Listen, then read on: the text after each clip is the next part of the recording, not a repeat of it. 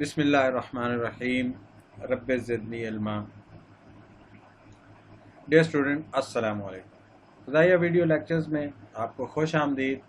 आज हमारा chemistry class 9 का चौथा लेक्चर है, जो कि चैप्टर 1 फंडामेंटल्स ऑफ केमिस्ट्री में से है। आज के हमारे टॉपिक्स हैं रिलेटिव एटॉमिक मास और atomic mass unit, empirical formula क्या होता है, मॉलिक्यूलर फार्मूला क्या है और फार्मूला मैस क्या चीज़ है। लेक्चर शुरू करने से पहले अगर आपने हमारे चैनल को अभी तक सब्सक्राइब नहीं किया तो जल्दी से इसको सब्सक्राइब कर लें और बेल आइकन पे लाजमी क्लिक कर लें ताकि आपको हमारी आने वाली वीडियोस टाइमली मिलती रहे। तो जी, हम अपना लेक्चर शुरू करते हैं आज का। रिलेटिव एटॉमिक मास ये क्या चीज़ होती है? इंटरनेशनल एग्रीमेंट जो है 1961, उसमें लाइट आइसोटोप कार्बन 12 उसको एज ए स्टैंडर्ड चुना गया था ताकि उससे कंपेयर करके, उससे रिलेट करके बाकी जितने भी एटम्स हैं उनका मैस मालूम किया जा सके। तो इसको जो है वजह क्या थी कि कार्बन को क्यों एज ए स्टैंडर्ड चुना गया? उसकी वजह यह है कि इसका जो मैस है वो एग्जैक्टली 12 एटॉमिक मास यूनिट बनता है, यानी कि 12 AMU इसका मैस बनता है, जो कि एग्जैक्टली आ रहा था। तो इसलिए इसको एज ए स्टैंडर्ड चुना है और बाकी इससे कंपेयर करके, इससे रिलेट करके हम बाकी उनका मालूम करते हैं कि उनका कितना ज़्यादा है या कम है।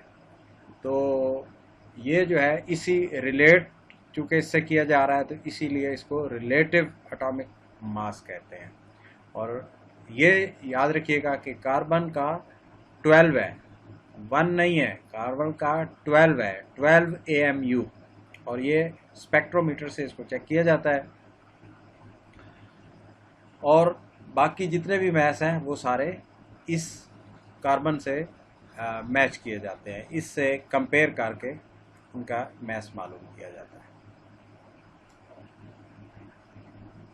जी, तो कार्बन जो है वो चूँकि मेन स्टैंडर्ड है और इससे बाकी रिलेट कर रहे हैं, तो इसीलिए बाकी को रिलेटिव एटॉमिक मास के नाम से हम वो जितने भी हम मास मालूम करते हैं वो रिलेटिव एटॉमिक मास कहलाते हैं, यानी कि इससे कंपेयर करके मालूम किए गए मास। और इसकी यूनिट जो है वो AMU। AMU से क्या बनता है? Atomic mass unit. तो 1 AMU जो है वो कितना, उसकी क्या वैल्यू है, ये वो कितने के बराबर है? तो वो जो है कार्बन चूँकि 12 AMU है तो 1 AMU इसका मतलब है कि कार्बन को अगर 12 पे डिवाइड कर दें तो हमें 1 AMU की वैल्यू मालूम हो जाएगी, यानी 1 AMU is equal to mass of 1 carbon atom divided by 12। तो 1 कार्बन आइटम इसलिए ले रहे हैं क्योंकि उसका AMU 12 है, तो जब उसको 12 पे डिवाइड करेंगे तो हमें 1 AMU की वैल्यू मालूम हो जाएगी। मॉलिक्यूल, मॉलिक्यूल क्या चीज़ है? ये कम्बिनेशन है दो या दो से ज़्यादा एटम जो है वो आपस में जो बॉन्ड बनाते हैं, केमिकल बॉन्ड, उससे जो बनने वाली चीज़ है उसको मॉलिक्यूल कहते हैं। एग्जाम्पल के तौर पर H2O, CO2, तो ये डिफरेंट किस्म के मॉलिक्यूल्स हैं। इसमें H2O में जिस तरह H के 2 एटम और एक ऑक्सीजन का एटम, तो ये 3 एटम मिलकर एक मॉलिक्यूल बना रहे हैं। इसे CO2 में कार्बन का 1 है और ऑक्सीजन के 2 एटम्स हैं, तो ये 3 भी मिलके मॉलिक्यूल बना रहे हैं। एम्पेरिकल फार्मूला, एम्पेरिकल फार्मूला जो है, जब हम बात करते हैं एटम्स के मिलकर मॉलिक्यूल बनाने की, तो हम देखते हैं कि कहीं पे एटम्स की तादाद कुछ की ज़्यादा है, कुछ की कम है। तो अगर हम उसको मिनिमम जो है वो रेशो निकालना चाहें किसी भी एटम्स की आपस में जो कम्बिनेशन बन रहा है, किसी के 2 है, किसी के 4 है, किसी के 3 है, तो वो जो एक रेशो बनता है जो कि मिनिमम स्ट्रेंथ जो है, मिनिमम वैल्यू के हिसाब से, उसको हम एम्पेरिकल फार्मूला कहते हैं। एम्पेरिकल फार्मूला में इस चीज़ को मद्देनज़र रखा जाता है कि या तो किसी की कम से कम यानी 1 वैल्यू आ जाए और उसके से कंपेयर करके बाकियों की कितनी वैल्यू आ रही है, या फिर ये है कि वो इस तरह से उनकी जो मिकदार है वो ढूंढने ना पाए, यानी कि ऐसा ना हो कि किसी को आधा आइटम काउंट करना पड़े, तो इस तरह की कोई सिचुएशन उसमें पैदा ना हो। तो हम एग्जांपल देखते हैं एम्पेरिकल फार्मूला की Al2Cl6। इसमें क्या है कि Al 2 एटम्स और Cl के 6 है। तो इसको अगर हम एम्पेरिकल फार्मूला, ये नॉर्मल फार्मूला, और इसको एम्पेरिकल में जब कन्वर्ट करेंगे तो हम इसको डिवाइड करेंगे और ये 2 पे डिवाइड इसको हम कर सकते हैं। तो जो सिंप्लीफाइड फॉर्म बनेगी उसमें एक Al का और Cl के 3। तो एम्पेरिकल फार्मूला क्या होगा, AlCl3। ये इसका मिनिमम जो है, जो इसकी रेशो बता रहा है कि Al का 1 और Cl के 3 ये आपस में रेशो बन रही है।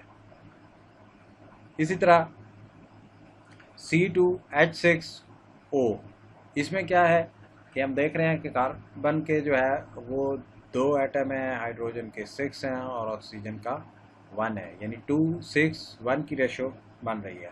तो इसको हम मज़ीद सिंप्लीफाई नहीं कर सकते, बल्कि यही बज़ात ख़ुद ये जो फार्मूला है यही एम्पेरिकल फार्मूला भी है।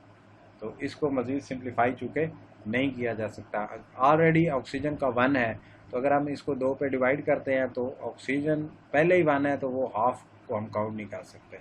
तो ये जो फार्मूला है यही एम्पेरिकल फार्मूला भी है, दोनों में यही कंसिडर होगा। तो इसी तरह हम और मिसालें देख सकते हैं यहाँ पे कि कुछ को जो है वो डिवाइड किया जा रहा है, जो डिवाइड हो सकते हैं उनको हम डिवाइड करके उसी रेशो के हिसाब से, यानी हाफ कर रहे हैं तो सबका हाफ हो जाएगा, और 1/3 कर रहे हैं तो सबका 1/3, 1/4 कर रहे हैं तो सब की उसी रेशो से मकदार कम होगी। तो जिसकी मज़ीद कम नहीं हो सकती वहाँ पे वो स्टॉप हो जाएगा, और जो स्टॉप है लास्ट स्टेज जो है वही एम्पेरिकल फार्मूला है।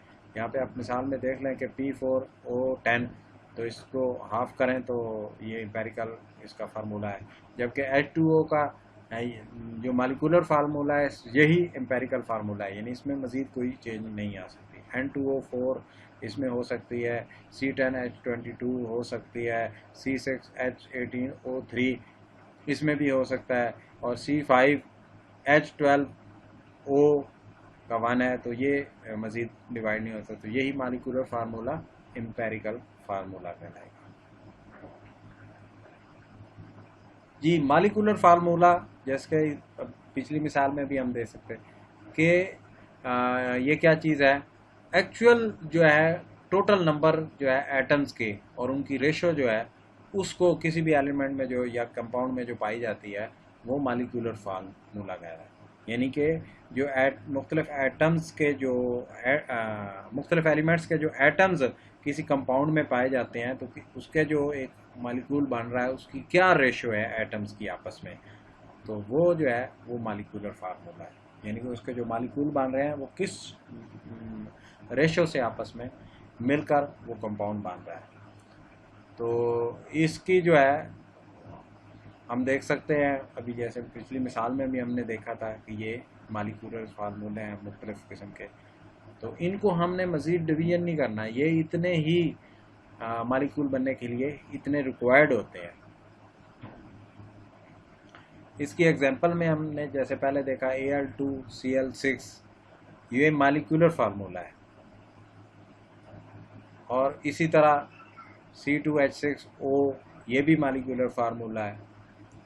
इसको हमने सिंप्लीफाई नहीं किया।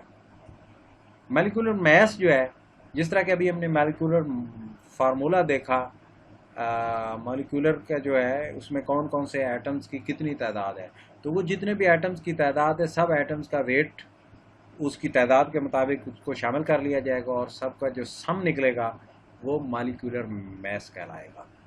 यानी कि अगर मैं मिसाल देता हूँ H2O, तो H के 2 एटम्स हैं और O का जो है वो 1 है, यानी 2 हाइड्रोजन के और 1 ऑक्सीजन का, तो ये टोटल 3 एटम बन रहे हैं, इन तीनों का जो मैस है, एटॉमिक मैस, उसको जमा कर लिया जाएगा तो जो टोटल मैस आएगा हमारे पास वो मॉलिक्यूलर मैस कहलाएगा।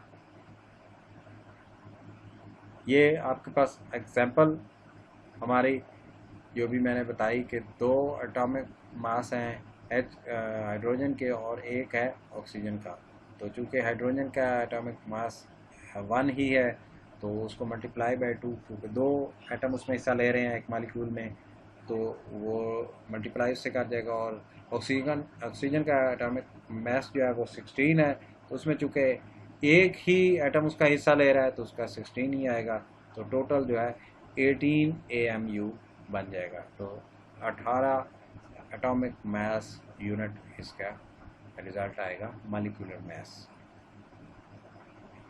जी फार्मूला मास, जिस तरह के हमने एटॉमिक मास देखा और फिर मॉलिक्यूलर मास देखा, इसी तरह फार्मूला मास में मॉलिक्यूल्स जितने भी, मतलब किसी एक मॉलिक्यूल जो एटम मिल के बन गया उसका होना शर्त नहीं है, बल्कि टोटल उस फार्मूला में जो टोटल उसका मिक्सचर है उसके टोटल एटॉमिक मैसेज को सम किया जाता है, तो इसको फार्मूला मैस कहते हैं। इसकी एग्जांपल मैं दे सकता हूँ कि जैसे सोडियम क्लोराइड, इसमें सोडियम का एक एटम है और इसी तरह क्लोराइड का भी एक एटम है, और इनके एटॉमिक मैस यूनिट जो है वो हम उसके हिसाब से मल्टीप्लाई करके उनको जमा कर लेंगे तो जो टोटल आएगा वो उसका मॉलिक्यूलर मैस है। और इसी तरह अगर वो इसमें कुछ और मॉलिक्यूल भी जमा है फार्मूले में तो वो भी उसमें जमा हो जाएंगे, टोटल फार्मूला मैस वो आ जाएगा। जी आज का जो है टॉपिक इंशाल्लाह आपको पसंद आया होगा और आपको बड़ी दिलचस्प मालूमात मिली होंगी। तो thanks for watching. Please like ज़रूर कीजिएगा और इसको शेयर कीजिएगा ताकि आपके बाकी भाइयों तक भी ये इल्म की बात पहुंच सके। और अगर आपने अभी तक हमारे चैनल को सब्सक्राइब नहीं किया तो प्लीज़ जल्दी से सब्सक्राइब कर लें और बेल आइकन पर लाजमी क्लिक कर लें ताकि आपको हमारी हर नई आने वाली वीडियो आसानी से मिल सके। तो बहुत जल्द हम अगले लेक्चर के साथ फिर हाजिर होंगे, तब तक के लिए इजाज़त। अल्लाह।